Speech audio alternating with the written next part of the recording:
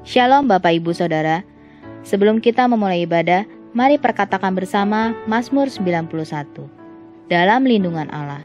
Orang yang duduk dalam lindungan yang maha tinggi dan bermalam dalam naungan yang maha kuasa akan berkata kepada Tuhan, tempat perlindunganku dan kubu pertahananku, Allahku yang kupercayai. Sungguh, dialah yang akan melepaskan engkau dari jerat menangkap burung, dari penyakit sampar yang busuk. Dengan kepaknya ia akan menudungi engkau, di bawah sayapnya engkau akan berlindung, kesetiaannya ialah perisai dan pagar tembok. Engkau tak usah takut terhadap kedahsyatan malam, terhadap panah yang terbang di waktu siang, terhadap penyakit sampar yang berjalan di dalam gelap, terhadap penyakit menular yang mengamuk di waktu petang.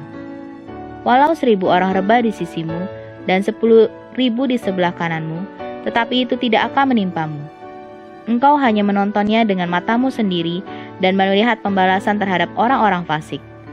Sebab Tuhan ialah tempat perlindunganmu yang maha tinggi, telah kau buat tempat perteduhanmu. Malapetaka tidak akan menimpa kamu, dan tulah tidak akan mendekat kepada kemahmu. Sebab malaikat-malaikatnya akan diperintahkannya kepadamu untuk menjaga engkau di segala jalanmu. Mereka akan menantang engkau di atas tangannya, supaya kakimu jangan terantuk kepada batu. Singa dan ular tedung akan engkau lampahi. Engkau akan menginjak anak singa dan ular naga. Sungguh, hatinya melekat kepadaku, maka aku akan meluputkannya. Aku akan membentenginya, sebab ia mengenal namaku.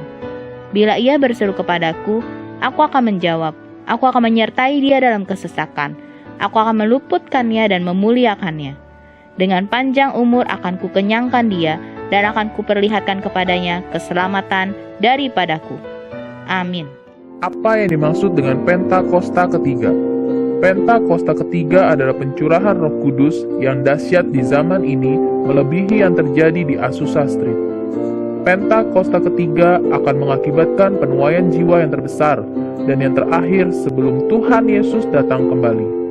Pentakosta ketiga akan membangkitkan generasi Yeremia, yaitu anak-anak muda yang dipenuhi Roh Kudus, cinta mati-matian kepada Tuhan Yesus, tidak kompromi terhadap dosa, dan akan bergerak untuk memenangkan jiwa. Pentakosta ketiga lahir di Indonesia dan bergerak ke bangsa-bangsa. Gerakan ini dari timur ke barat dan akan kembali ke Yerusalem. Pentakosta ketiga akan memberikan kuasa untuk menyelesaikan amanat agung, dan setelah itu Tuhan Yesus datang kembali. Shalom saudara, saya yakin saudara sudah tidak asing lagi mendengar kata unity atau kesatuan hati. Jika saudara tergabung dalam komunitas sel di gereja kita, kesatuan hati menjadi salah satu nilai penting yang selalu digaungkan. Dalam Voice of Pentecost kali ini, kita akan membahas bagaimana Pentakosta, dalam hal ini pencurahan Roh Kudus, menghadirkan kesatuan. Pada malam sebelum Yesus diserahkan untuk disalibkan, ada beberapa peristiwa penting yang ia lakukan. Salah satunya, doa Tuhan Yesus untuk murid-muridnya yang dicatat dalam Yohanes 17 ayat 1-26. Perhatikanlah bagian dari doa tersebut. Dan bukan untuk mereka ini saja aku berdoa, tetapi juga untuk orang-orang yang percaya kepadaku oleh pemberitaan mereka, supaya mereka semua menjadi satu, sama seperti engkau ya Bapa di dalam aku, dan aku di dalam engkau, agar mereka juga di dalam kita, supaya dunia percaya bahwa engkaulah yang telah mengutus aku. Dan aku telah memberikan kepada mereka kemuliaan, yang engkau berikan kepadaku, supaya mereka menjadi satu, sama seperti kita adalah satu. Tuhan Yesus ingin murid-muridnya tetap menjadi satu, bahkan sesudah ia naik ke surga. Disunity atau perpecahan menjadi salah satu tantangan yang akan dihadapi para murid. Perpecahan dapat terjadi karena adanya perbedaan pandangan, latar belakang, suku, pekerjaan, bahkan berbeda secara teologis. Dalam Alkitab dicatat, para murid pernah beberapa kali memiliki pandangan yang berbeda yang cukup tajam. Padahal Tuhan Yesus masih bersama-sama dengan mereka secara fisik. Maka doa-doa Yesus sebelum penyerahan dirinya memiliki pesan unity. Seperti dilihat dalam Yohanes 13-16. Tuhan Yesus ingin murid-murid tetap menjadi satu, sama seperti Allah Tritunggal itu satu. Ia beberapa kali juga memerintahkan mereka untuk saling mengasihi dan melayani. Lalu tentang Roh Kudus yang akan dicurahkan atas murid-muridnya. Karena Roh Kuduslah yang akan membuat unity di antara mereka dapat terjadi dengan mulus. Setelah kebangkitannya, Tuhan Yesus memerintahkan para murid untuk tinggal di Yerusalem dan menantikan Roh Kudus. Sesudah menerima kuasa tersebut, barulah mereka dapat melakukan yang ia perintahkan, yaitu menjadi saksinya di Yerusalem, Yudea, Samaria, dan sampai ke ujung bumi. Selain memperlengkapi para murid dan gereja Tuhan untuk melakukan apa yang Tuhan perintahkan, Pentakosta juga memampukan kita untuk hidup dalam kesatuan. Dalam kitab Kisah Para Rasul tercatat beberapa peristiwa, di mana ada pencurahan Roh Kudus, potensi perpecahan tidak terjadi. Sebaliknya, kesatuanlah yang terjadi. Mari kita perhatikan beberapa peristiwa tersebut. Yang pertama, pada hari raya Pentakosta, mereka yang menantikan pencurahan Roh Kudus mendapatkan baptisan Roh Kudus dengan tanda awal berbahasa roh, seperti tertulis di Kisah 2 ayat 1-4. Banyak orang yang melihat peristiwa ini memiliki pandangan yang berbeda atas apa yang terjadi. Tetapi setelah Petrus menjelaskan bahwa kejadian ini adalah nubuatan Yoel yang sedang digenapi, Roh Kudus bergerak di antara pendengarnya, lalu ribuan orang dari berbagai tempat dan berbagai bahasa bertobat, dibaptis, dan bersatu. Yang kedua, atas tuntunan Roh Kudus, gereja dapat menunjuk 7 orang yang akan bertanggung jawab atas pelayanan jemaat. Mereka bahkan banyak yang melayani di luar tanggung jawab awal, termasuk pada orang dan tempat yang tidak pernah dipikirkan sebelumnya. Seperti Filipus yang melayani di Samaria, yang pada saat itu dianggap berbeda etnisitas karena bukan keturunan Israel murni, dan kepada Sida-Sida atau Kasim di Ethiopia. Yang ketiga, saat dilayani oleh Petrus, seorang perwira pasukan Italia bernama Cornelius dan seisi keluarganya menerima baptisan Roh Kudus, seperti tertulis di Kisah 10 ayat 1-48. Bagi Petrus, fakta bahwa Allah memberikan rahmat-Nya kepada kaum Gentiles atau non-Yahudi adalah hal yang tidak pernah terpikirkan sebelumnya. Maka kita tahu, anugerah Allah tercurah untuk semua orang. Dan tidak ada alasan bagi orang Yahudi Kristen dan Gentile Kristen untuk tidak bersatu. Yang keempat, ketika terjadi perbedaan pendapat antara jemaat dan pimpinan gereja pada saat itu mengenai sunat, hal ini mendorong diadakannya sidang di Yerusalem. Namun karena adanya tuntunan Roh Kudus atas para peserta sidang, akhirnya masalah sulit tersebut dapat terselesaikan. Anugerah keselamatan bagi semua bangsa dinyatakan, amanat agung dilakukan dengan lebih kencang, dan kesatuan antar jemaat lokal terjadi dan bertambah kuat. Pentakosta membawa kesatuan, di mana Roh Kudus dicurahkan, disitulah terjadi pertobatan, pengertian yang lebih dalam akan firman Tuhan, dan tuntunan untuk gerejanya dalam menyikapi berbagai hal. Tugas kita sekarang ini adalah melanjutkan apa yang telah Yesus dan para rasul lakukan, yaitu hidup dalam kesatuan, karena kita telah menerima Roh Kudus dan kasih Kristus. Amin. Untuk artikel lengkapnya dari tim teologi kami, silakan klik link yang ada di atas atau scan QR Code yang tersedia. Tuhan Yesus memberkati.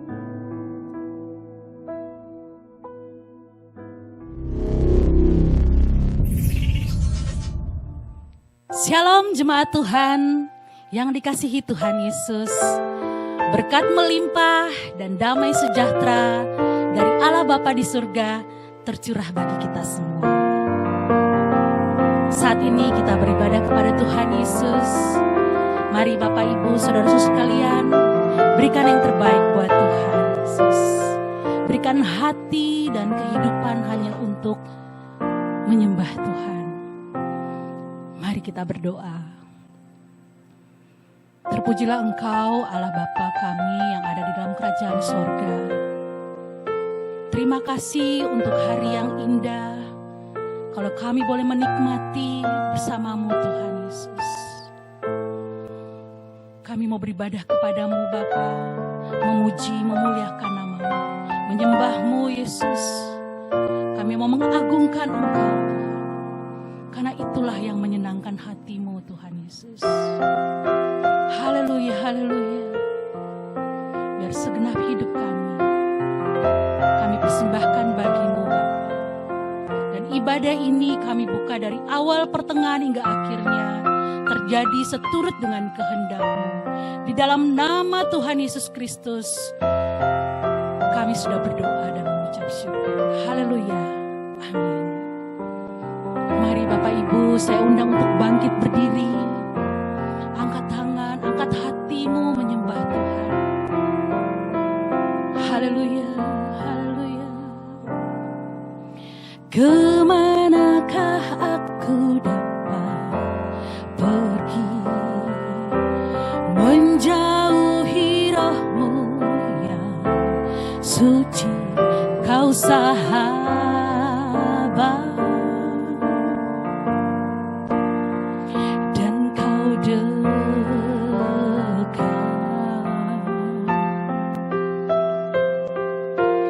Bahkan seluruh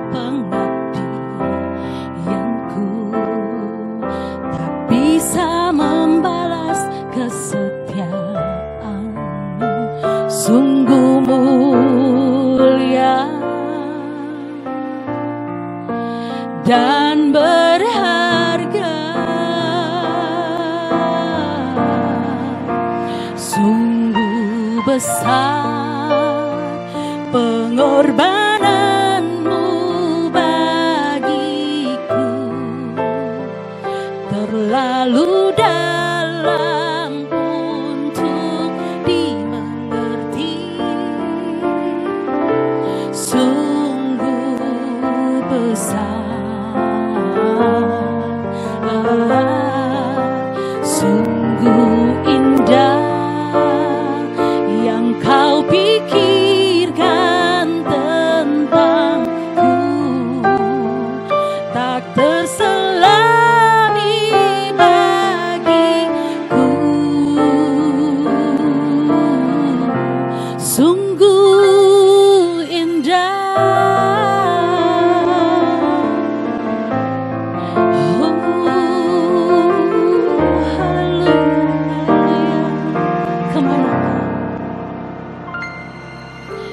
Kemanakah aku dapat pergi, menjauhi rohmu yang suci, kau sahabat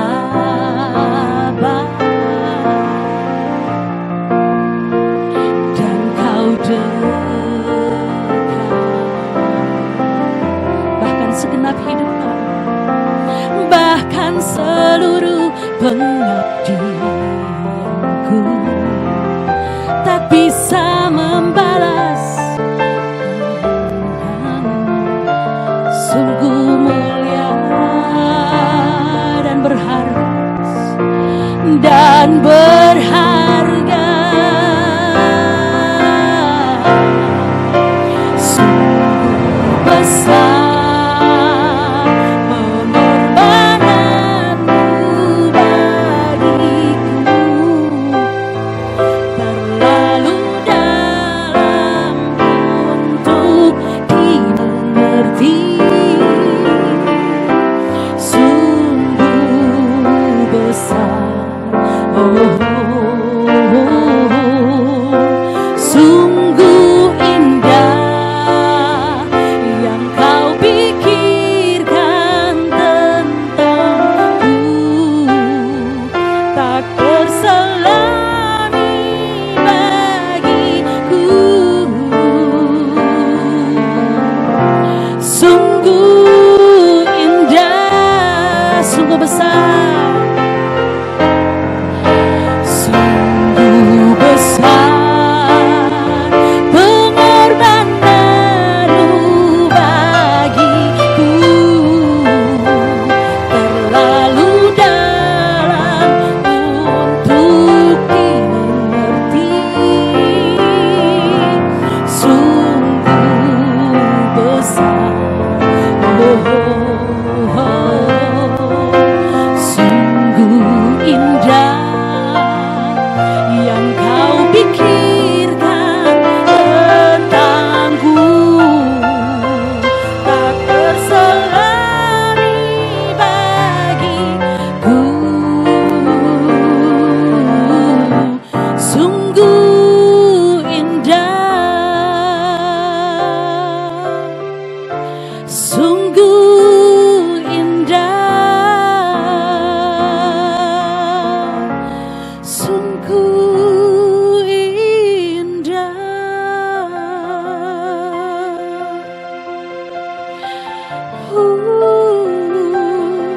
Sungguh indah. Kami mau diam di hadirat-Mu, Yesus, menikmati kasih-Mu, menikmati urapan-Mu, menikmati kebaikan-Mu. Haleluya, glory, haleluya, glory bagi-Mu, Yesus. Hosana, hosana, hosana di tempat yang maha tinggi, Raja di atas segala raja, Yesus Tuhan. Haleluya, haleluya. Tak terselami Engkau Tuhan bagi kami. Engkau sungguh indah dalam kehidupan kami. Kami tidak bisa membalas semua kebaikan Tuhan. Kasih-Mu Yesus. Bahkan berkat-berkat melimpah Kau curahkan bagi kami umat-Mu. Terima kasih Yesus, terima kasih. Terima kasih Yesus.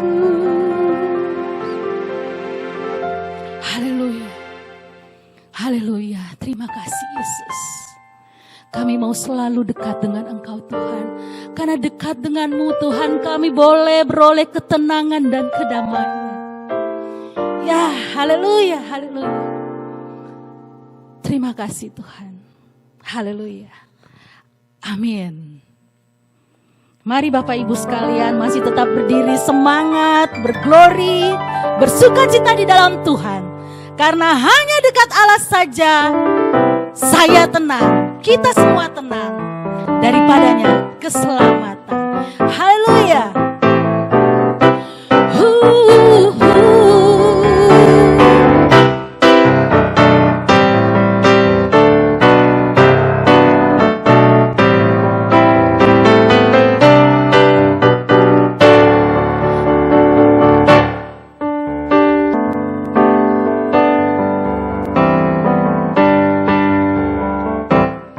Hanya dekat Allah saja aku tenang. Daripadanya lah keselamatanku. Hanya Dia gunung batuku, hanya Dia kota bentengku. Aku tidak akan goyah selama-lamanya. Hanya dekat Allah saja. Hanya dekat Allah saja aku tenang. Daripadanya lah keselamatanku. Hanya Dia gunung batuku, hanya Dia kota bentengku. Aku tidak akan goyah selama-lamanya. Aku tidak akan goyah selama-lamanya. Tiada ku ragu mengikuti Yesus. Tiada ku ragu lagi mengikutimu Yesus. Tiada ku ragu lagi untuk melayanimu. Walau banyak rintangan, badai datang mencoba, tiada ku ragu lagi untuk selamanya. Yesus, Yesus, sahabatku, penolong dalam hidupku. Ku ingin semua orang mengenalmu. Engkau jalan kebenaran dan memberi hidup yang kekal bagi tiap orang yang percaya padamu. Yesus, Yesus, Yesus, Yesus, sahabatku, penolong dalam hidupku. Ku rindu semua orang mengenalmu. Engkau jalan kebenaran dan memberi hidup yang kekal bagi tiap orang yang percaya padanya. Bagi orang yang percaya padanya. Bagi tiap orang yang percaya padanya.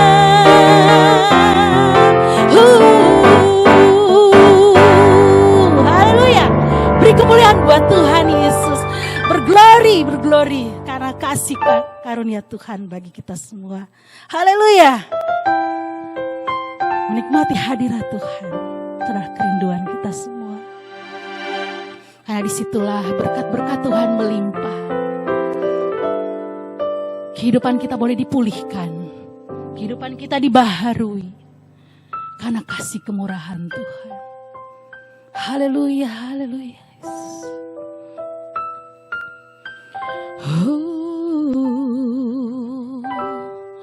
Saat terindah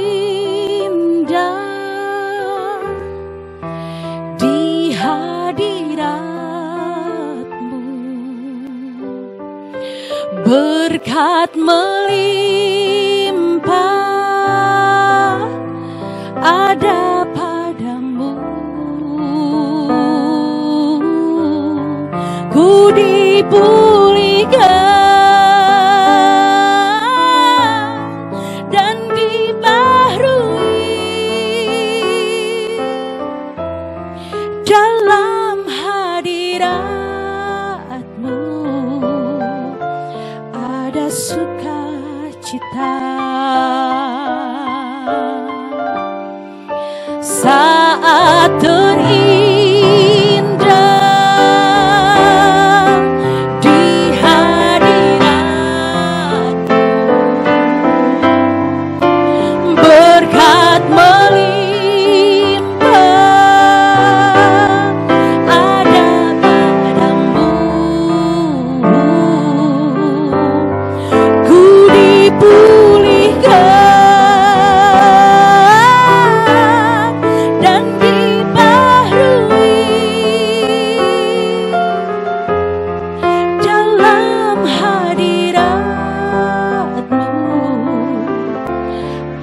sukacita. Dalam hadirat-Mu ada sukacita. Dalam hadirat-Mu ada sukacita.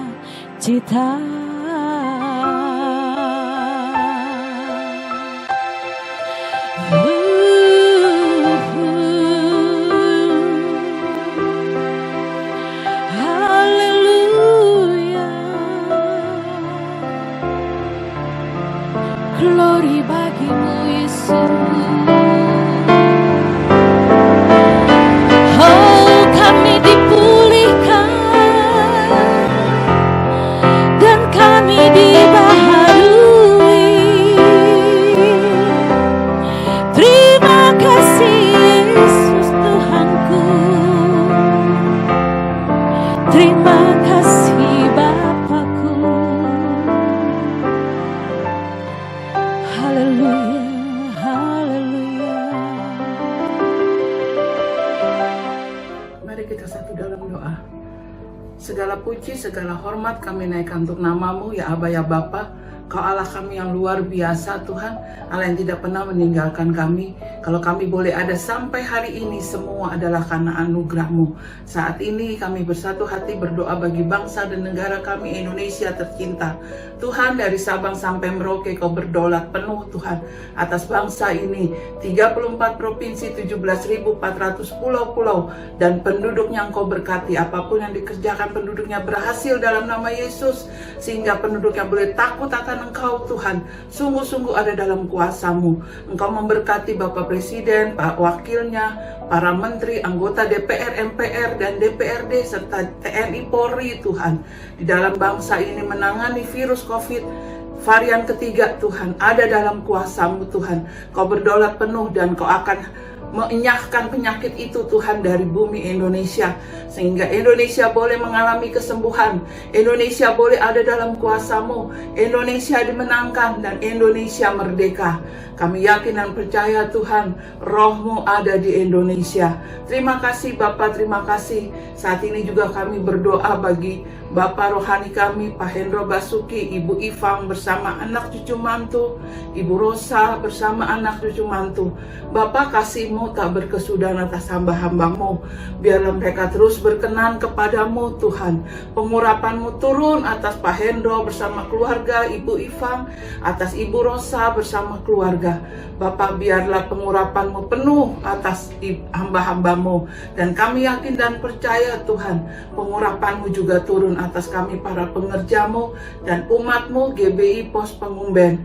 Biarlah kami boleh sungguh-sungguh Tuhan mengalami setiap mujizat demi mujizat di dalam masa pandemi ini. Walaupun kami beribadah secara online, tapi kami yakin dan percaya pengurapan-Mu turun atas semua umat-Mu Tuhan saat kami sungguh-sungguh berada di dalam ibadah online. Terima kasih Bapa, terima kasih. Dan biarlah Tuhan, Kau gerakkan hati umat-Mu Tuhan, untuk sama-sama kami memberikan persembahan syukur, persembahan perpuluhan Tuhan, bagi gereja kami GBI Pos Pengumben, sehingga apapun pada masa pandemi ini, pelayanan-Mu boleh terus berkelanjutan, berkesinambungan, dan kami diberkati. Terima kasih Bapa, terima kasih. Kami berdoa juga untuk hamba-Mu Pak Niko Nyotora Harjo bersama dengan keempat wakilnya.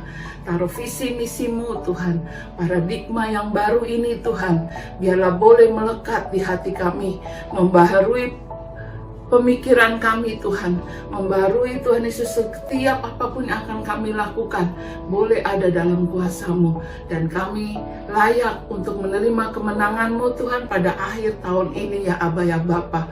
Terima kasih Bapa, terima kasih. Saat ini kami akan duduk diam Tuhan, mendengarkan firman-Mu. Berbicaralah melalui hamba-Mu Tuhan, dan setiap firman yang kami dengar menjadi rema, menjadi kekuatan bagi tubuh jiwa raga kami. Terima kasih Bapa, terima kasih. Segala puji, segala hormat kami naikkan untuk nama-Mu. Di dalam nama-Mu Yesus kita yang diberkati hari ini, sama-sama katakan amin.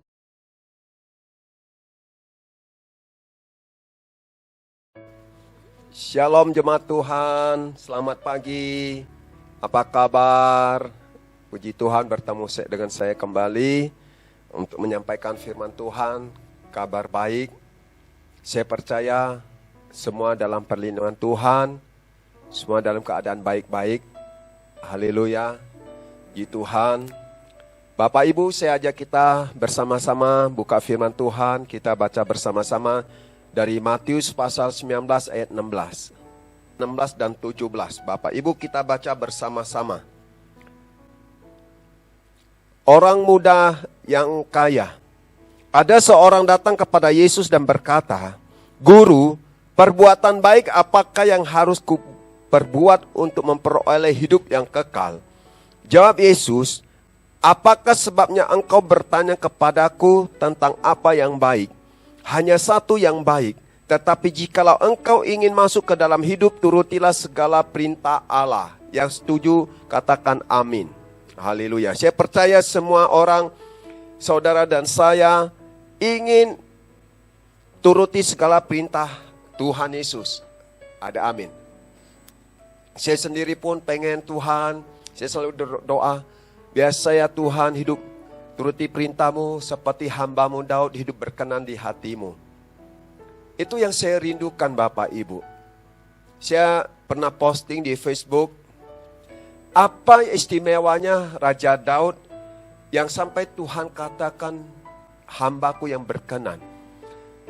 Kalau secara manusia, Raja Daud pernah melakukan kesalahan atau dosa Bapak Ibu. Saudara mungkin tahu, ya, bagaimana ketika dia tidak ikut perang, dia santai-santai di soto rumah, dia melihat Batseba lagi mandi, istrinya Uria, dia mengambil bersetubuh dengan dia. Dan hamil, malah perencanaan membunuh Uria, suaminya dari Batseba Bapak Ibu. Tapi satu keistimewaan Raja Daud, waktu itu dia belum diangkat jadi raja Bapak Ibu. Waktu dia mengalahkan bangsa raksasa Filistin, tentara Filistin, dia diangkat oleh Raja Saul. Dan ketika dia berperang mengalahkan dan para prajurit rakyat Israel menyanyikan, Saul mengalahkan beribu-ribu laksa, Daud mengalahkan berpuluh-puluh raksa. Dan Saul tidak bisa terima sehingga dia berniat membunuh Daud. Ketika Saul berniat membunuh Daud, Daud lari dari Saul. Dan ketika dia dikejar-kejar Bapak Ibu, Daud lari, pergi menjauhi Raja Saul. Istimewanya Daud itu, Bapak Ibu, dia tidak menghasut para prajurit untuk ikut dia. Ketika dia berlari dan di situ ada sekitar 400 orang di dalam Alkitab tulis, di situ orang yang bermasalah, orang yang dikejar piutang, orang yang sakit hati, berkumpul dengan Daud. Dan Daud memulihkan orang-orang 400 ini menjadi pengikut-pengikut dia, Bapak Ibu. Itu istimewanya Daud, saya bilang. Padahal banyak gereja Tuhan, hamba Tuhan, kalau ada kecewa dan gembalanya keluar, buka gereja, ngajak jemaat keluar, Bapak Ibu. Daud tidak melakukan seperti itu. Makanya saya bilang istimewanya Daud itu di situ. Dan Daud melakukan, maka turuti perintah Tuhan itu juga gitu, maka didapatkan dia berkenan. Nah, firman Tuhan saya ulangi lagi Bapak Ibu. Saya bacain dari Matius pasal 19 ayat 16 dan 17. Ada seorang datang kepada Yesus dan berkata, "Guru, perbuatan baik apakah yang harus kau perbuat untuk memperoleh hidup yang kekal?" Jawab Yesus, "Apakah sebabnya engkau bertanya kepadaku tentang apa yang baik? Hanya satu yang baik, tetapi jikalau engkau ingin masuk ke dalam hidup, turutilah segala perintah Allah." Haleluya. Nah, Bapak Ibu, dari ayat kita baca, ada 3 hal yang akan saya sampaikan. Bapak Ibu perhatikan ayat 16. Saya mulai dari ayat 16 terlebih dahulu. Firman Tuhan katakan gini. Ada seorang datang kepada Yesus. Ya, ada seorang yang datang kepada Yesus. Ini orang muda yang kaya ini, Bapak Ibu. Berkata, "Guru, perbuatan baik apakah yang harus kuperbuat untuk memperoleh hidup yang kekal?"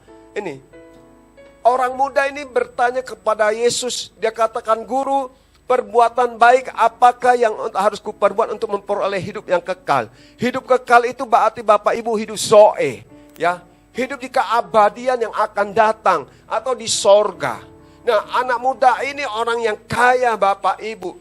Dia datang kepada guru dan dia tanya, "Perbuatan yang baik apakah yang harus kulakukan?" Saya cerita tadi tentang Daud. Daud, Bapak Ibu, dia pernah mengalami kegagalan. Dia pernah mengalami dosa. Tapi dia mau berubah, dia mau bertobat. Dan Tuhan berkata, Daud hidup berkenan di matanya, Bapak Ibu.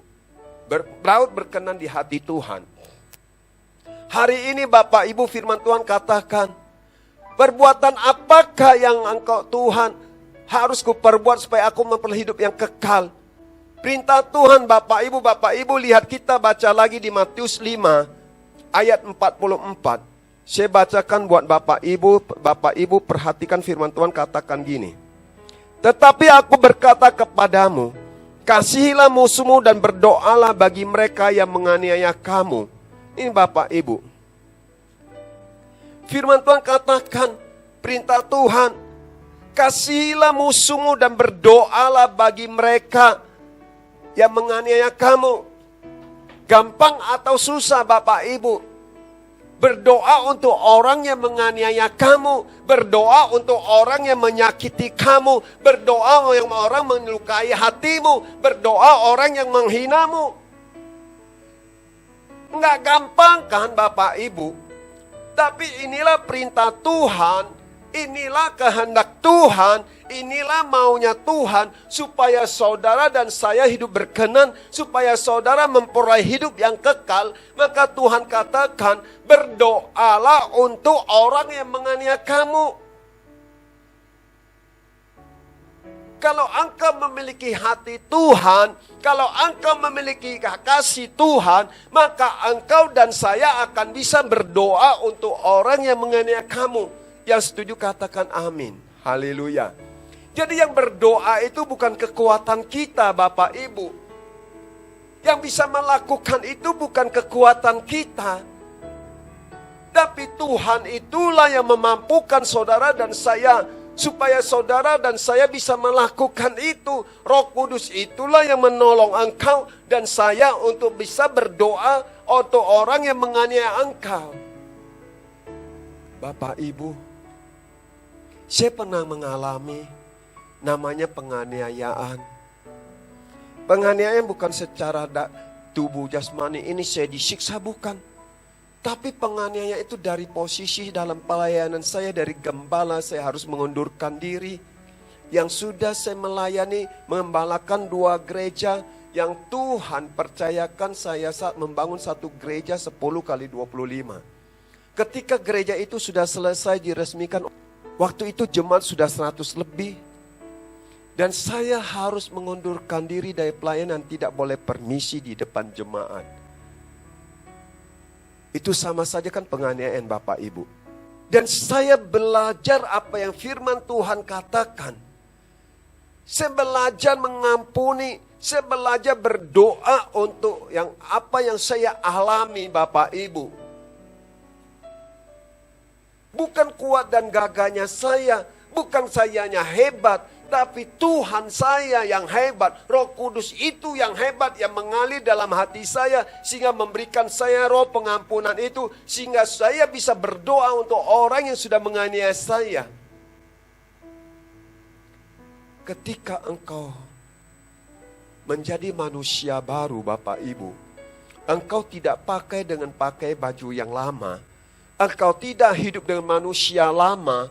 Kalau engkau sudah salin baju yang baru, engkau sudah pakai baju yang baru, engkau sudah hidup dalam manusia baru, maka engkau akan bisa berdoa untuk orang yang menganiaya engkau. Yang setuju katakan amin, haleluya. Ini Bapak Ibu, yang Tuhan mau. Saya percaya ketika saudara dan saya bisa berdoa untuk orang yang menganiaya engkau, maka pintu sorga sudah terbuka untuk saudara dan saya. Haleluya. Ini yang Tuhan mau Bapak Ibu. Seperti orang muda ini bertanya, Guru, perbuatan baik apakah yang harus saya lakukan supaya saya bisa memperoleh hidup yang kekal? Ini, kalau mau memperoleh hidup yang kekal, hidup soe, lakukan perintah Tuhan. Yang pertama, bisa mengampuni orang yang menganiaya engkau. Yang kedua Bapak Ibu, poin kedua kita lihat di Efesus 6 ayat 1 sampai 3.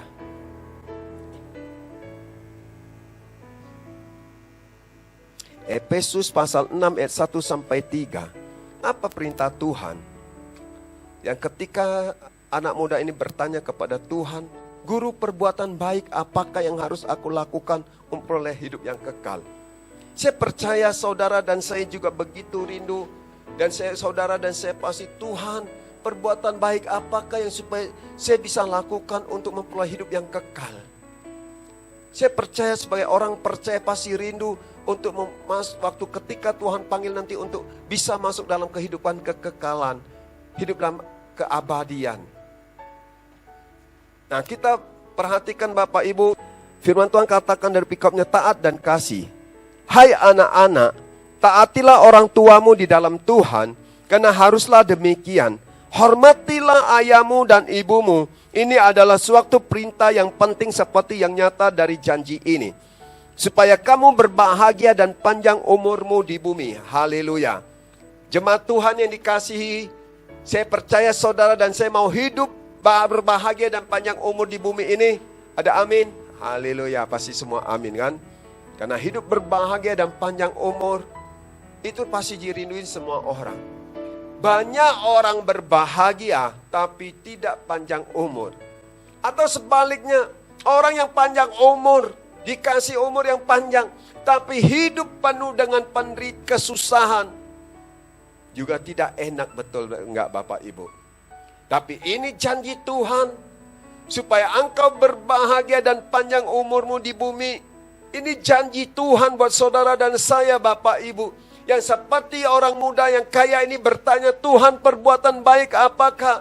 Saya percaya Bapak Ibu, engkau yang mendengar firman Tuhan, engkau pasti rindu berbuat baik. Engkau pasti rindu taat dan kasih. Firman Tuhan katakan hari ini kepada saudara dan saya. Firman Tuhan katakan gini, hai anak-anak, taatilah orang tuamu di dalam Tuhan, karena haruslah demikian. Haleluya. Firman Tuhan katakan, taatilah orang tuamu di dalam Tuhan. Berarti ketika kita taat dengan orang tua, berarti kita itu hidup dalam Tuhan, Bapak Ibu. Hanya orang hidup dalam Tuhan baru bisa taat dan mengasihi orang tuanya. Orang yang tidak kenal Tuhan aja, Bapak Ibu, mereka aja bisa mengasihi orang tua mereka. Mereka bisa berbakti kepada orang tua mereka. Mereka bisa membahagiakan orang tua mereka. Nah, apalagi saudara dan saya yang mengenal Tuhan, yang mengenal kebenaran firman Tuhan. Apalagi ini perintah Tuhan. Bapak Ibu lihat ayat 2 firman Tuhan katakan gini. Hormatilah ayahmu dan ibumu. Lihat, perhatikan. Ini adalah suatu perintah yang penting. Ini Bapak Ibu. Di firman Tuhan katakan, ini adalah suatu perintah yang penting. Seperti yang nyata dari janji ini. Haleluya. Jadi ini adalah suatu perintah yang penting. Kata perintah penting itu sangat penting nggak? Sangat urgent nggak Bapak Ibu? Sangat urgent. Seperti misal Bapak Jokowi perintahkan TNI Polri, ayo siaga 1. Gitu kan? Karena situasi sangat penting. Pasti semua pasukan TNI dan Polri bersiaga. Begitu juga kita sebagai anak-anak Tuhan, sebagai anak-anak Allah, sebagai anak-anak terang. Firman Tuhan katakan ini ada suatu perintah yang penting. Firman Tuhan katakan, Bapak Ibu, hormatilah ayahmu dan ibumu.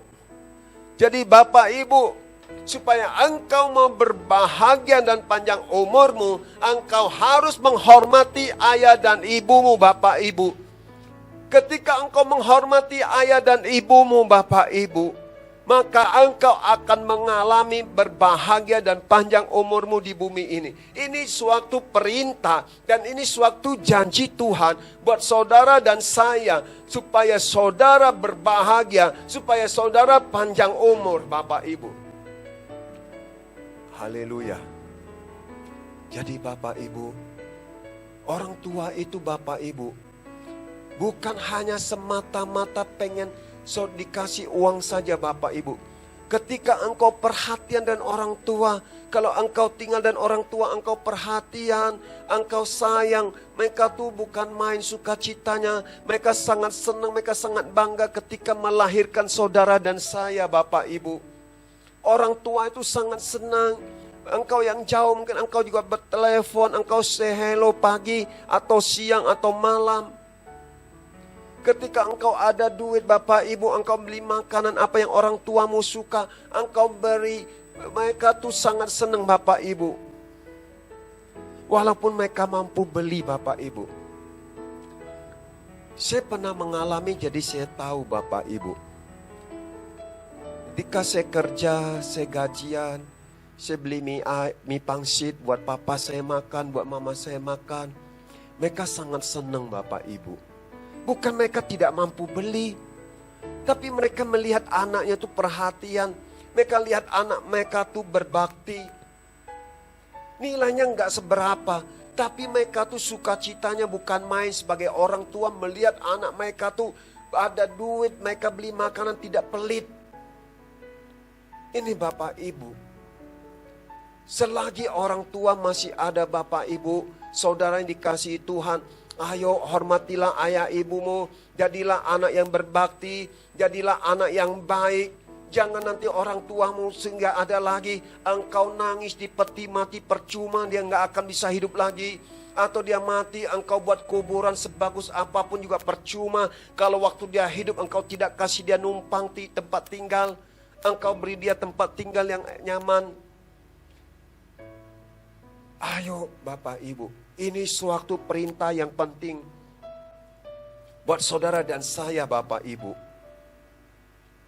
Saya percaya semua pasti mau masuk ke hidup kekekalan.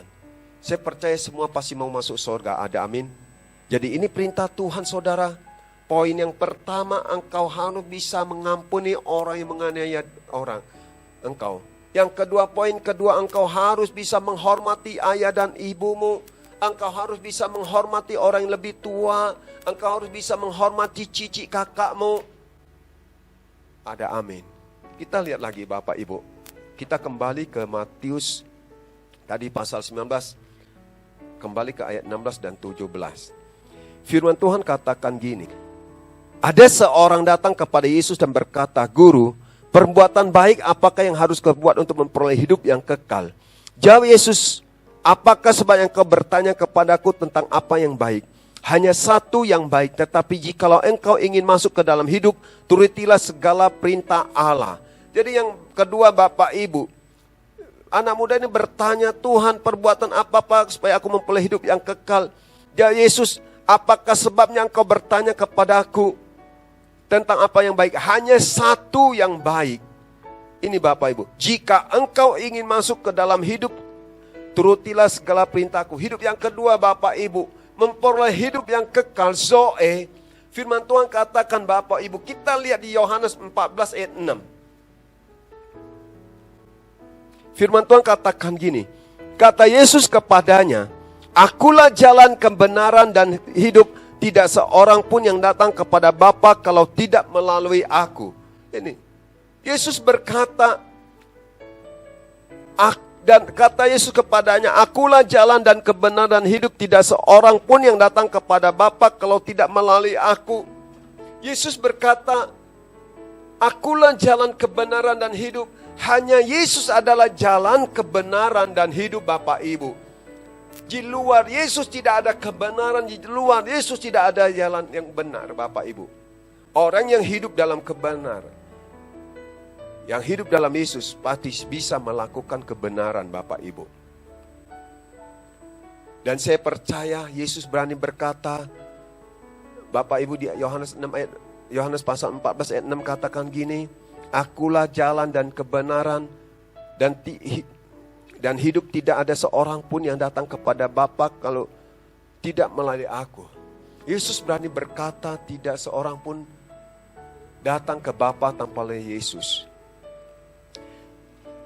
Saya percaya kenapa Yesus berani berkata ini Bapak Ibu. Karena Yesus sudah ke sorga. Maka dia tahu jalan ke sorga.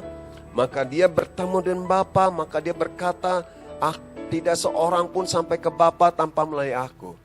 Saya beri contoh. Kayak saya kenal dari Palembang Bapak Ibu.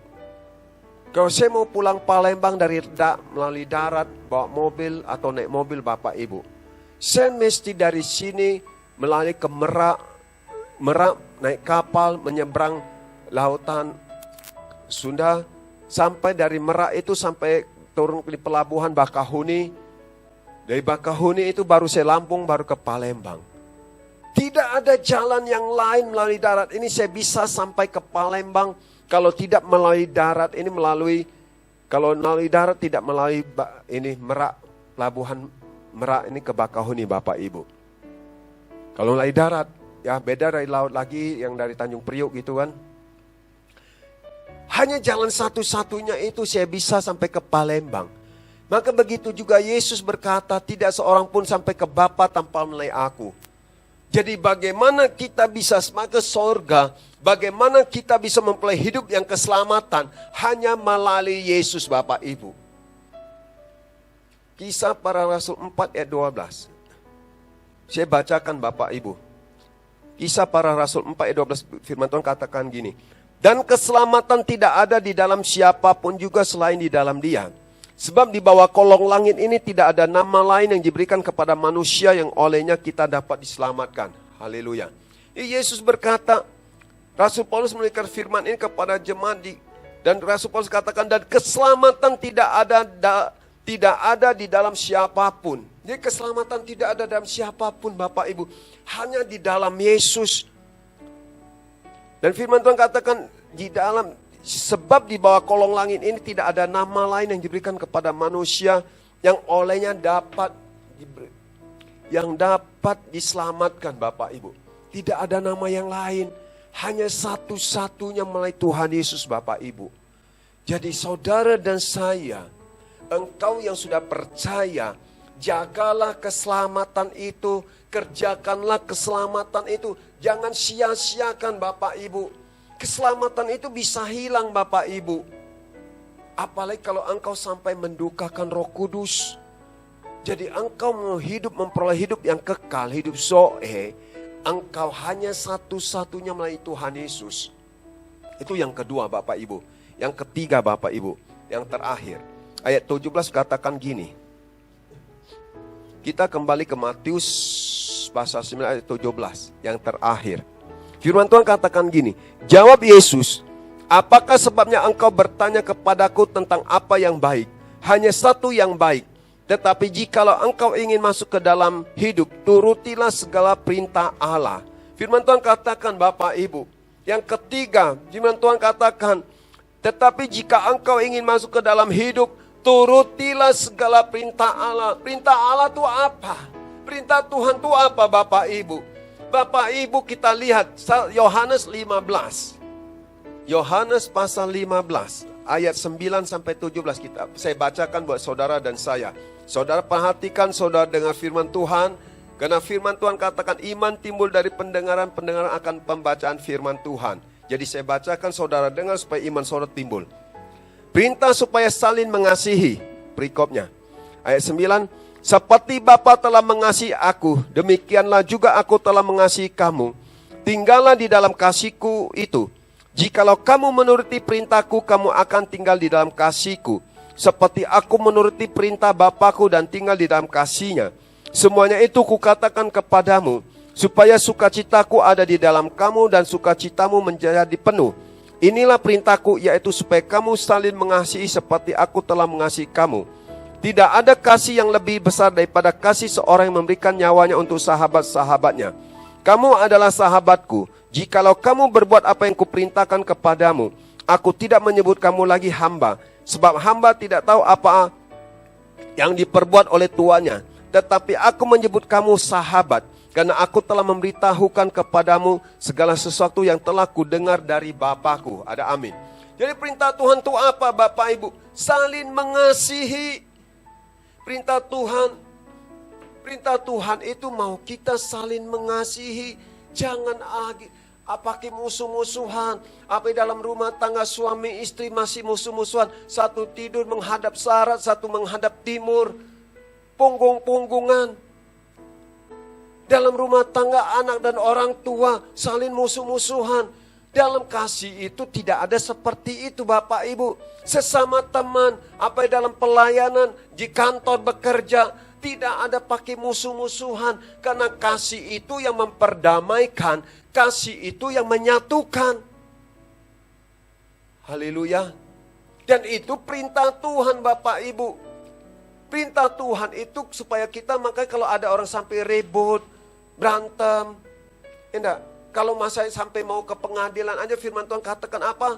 Sebelum engkau dibawa kepada hakim, berdamailah ketika engkau di tengah jalan. Ini perintah Tuhan Bapak Ibu. Bapak Ibu lihat lagi Bapak Ibu, perhatikan benar-benar. Firman Tuhan katakan gini. Ayat 10 katakan gini Bapak Ibu. Jikalau kamu menuruti perintahku, kamu akan tinggal di dalam kasihku, seperti aku menuruti perintah Bapakku, tinggal di dalam kasihnya. Ini, kalau orang yang tinggal dalam Yesus, pasti bisa saling mengasihi. Karena apa firman Tuhan katakan ayat 10, jikalau kamu menuruti perintahku, kamu akan tinggal di dalam kasihku. Jadi kasih Yesus itu yang memampukan saudara dan saya. Coba perhatikan lagi Bapak Ibu di ayat 11. Ayat 11 katakan gini, semuanya itu kukatakan kepadamu, supaya sukacitaku ada di dalam kamu, dan sukacitamu menjadi penuh. Ini, kalau orang saling mengasihi Bapak Ibu, pasti ada sukacita. Kalau orang saling mengasihi, kalau orang hidup berdamai, pasti sukacita itu penuh. Betul enggak Bapak Ibu? Haleluya. Sangat indah, sangat sukacita kalau kita bisa saling mengasihi. Hidup saling berdamai satu sama lain. Dalam rumah tangga saling mengasihi. Dalam pekerjaan saling mengasihi. Dalam pelayanan saling mengasihi. Dalam tetangga saling mengasihi. Sangat sukacita Bapak Ibu. Maka firman Tuhan katakan, maka sukacitaku penuh. Haleluya. Saya ulangi 11 Bapak Ibu. Firman Tuhan katakan, dan sukacitamu menjadi penuh. Haleluya, sukacitamu menjadi penuh Bapak Ibu. Lihat lagi Bapak Ibu, firman Tuhan katakan ayat 12. Ayat 12 katakan gini, inilah perintahku, yaitu supaya kamu saling mengasihi seperti aku telah mengasihi kamu. Ini. Mengapa kita saling mengasihi? Karena Tuhan terlebih dahulu mengasihi saudara dan saya. Maka ketika Tuhan saling mengasihi saudara dan saya, maka itu juga kita harus impartasikan kasih Tuhan itu. Maka itu kita harus saling mengasihi. Ini perintah Tuhan, firman Tuhan katakan di ayat 12. Inilah perintahku, yaitu supaya kamu saling mengasihi. Haleluya. Jadi saling mengasihi itu berarti perintah Tuhan loh Bapak Ibu. Bukan perintah Bapak Gembala, bukan perintah Pak Aan, tapi perintah firman Tuhan, perintah Tuhan Yesus. Haleluya. Saya percaya saudara dan saya mau saling mengasihi. Apa yang dalam rumah tangga, suami istri, anak mau mengasihi orang tua mau mengasihi anak. Saudara dalam keluarga kandung juga saling mengasihi. Ini perintah Tuhan Bapak Ibu. Saya lanjutkan Bapak Ibu. Ayat 13. Firman Tuhan katakan ini, tidak ada kasih yang lebih besar daripada kasih seorang yang memberikan nyawanya untuk sahabat-sahabatnya. Haleluya Bapak Ibu. Firman Tuhan katakan, tidak ada kasih yang lebih besar daripada kasih seorang yang memberikan nyawanya untuk sahabat-sahabatnya. Haleluya. Memberikan nyawa itu hanya Yesus satu-satunya yang bisa memberikan nyawanya. Tapi Tuhan, arti dari nyawa ini, Tuhan mau saudara dan saya memberikan waktu artinya. Memberikan waktu saudara buat sahabat-sahabatmu. Mungkin sahabat-sahabatmu juga hari-hari ini dalam kesulitan karena COVID-19, karena penyakit virus Omikron. Engkau bisa mungkin kirim masakan buat saudaramu. Engkau bisa mungkin berikan, kalau engkau ada uang, engkau bisa berikan untuk dia beli obat. Itu namanya juga engkau sudah berikan waktu. Atau engkau berikan waktu, engkau paling tidak bisa WA. Mungkin kalau sahabatmu mungkin juga pusing, gak bisa angkat telepon atau WA. Itu sama aja engkau memberikan nyawa. Ada amin, haleluya. Yang 14 Bapak Ibu, firman Tuhan katakan gini. Ayat 14 katakan, kamu adalah sahabatku jikalau kamu berbuat apa yang kuperintahkan kepadamu. Pasti mau jadi sahabat Tuhan, amin.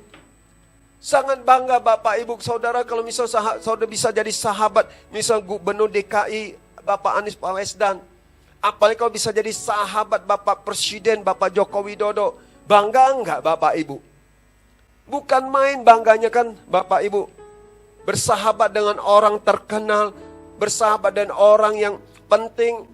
Apalagi ini kita bersahabat dengan Bapak kita di sorga, Raja di atas segala raja.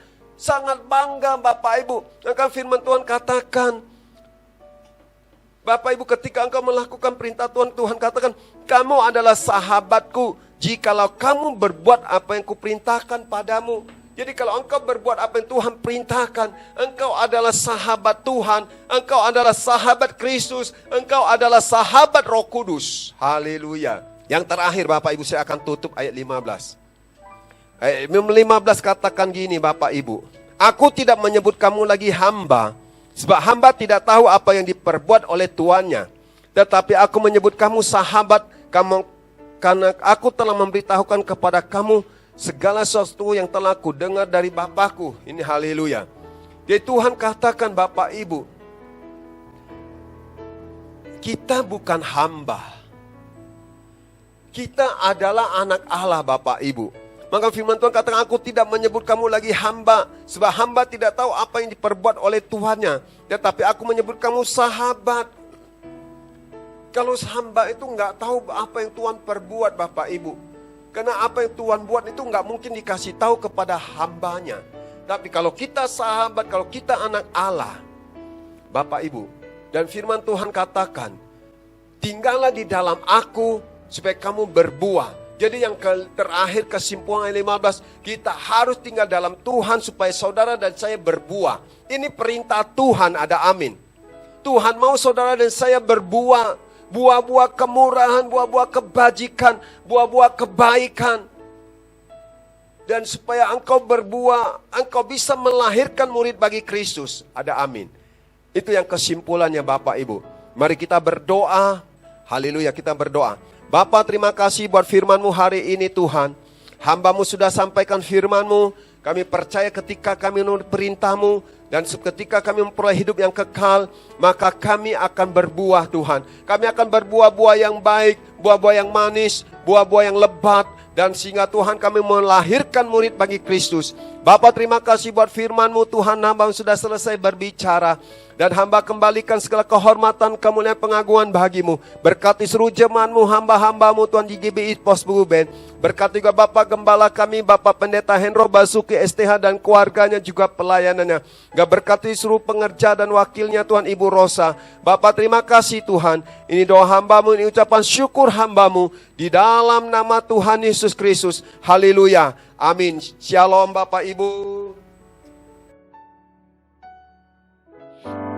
Tiada ku ragu lagi untuk mengikut-Mu Yesus. Tiada ku ragu lagi untuk melayani-Mu.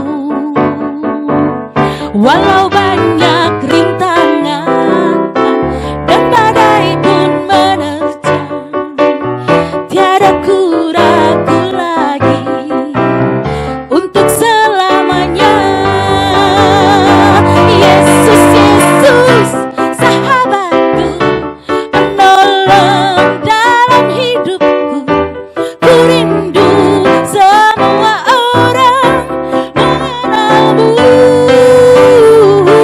Engkau jalan kebenaran dan memberi hidup yang kekal bagi tiap orang yang percaya padamu.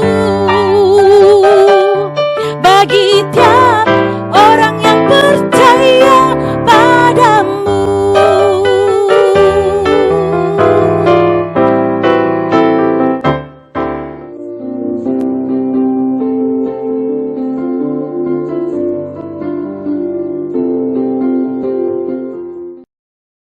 Kasakara labataya sindi dikira lamara bakasakara labakasandara bara.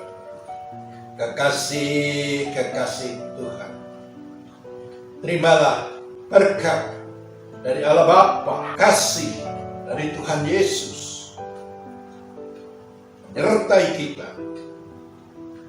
Yesus, korabata sakala bara. Oh labara. Sikara bara.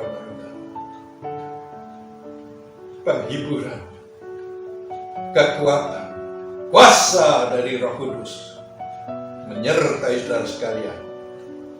Mulai saat ini sampai Tuhan Yesus datang kali yang kedua, bahkan sampai selama-lamanya. Yang percaya katakan amin. Ibadah telah selesai. Tuhan Yesus memberkati kita semua. Selamat hari Minggu.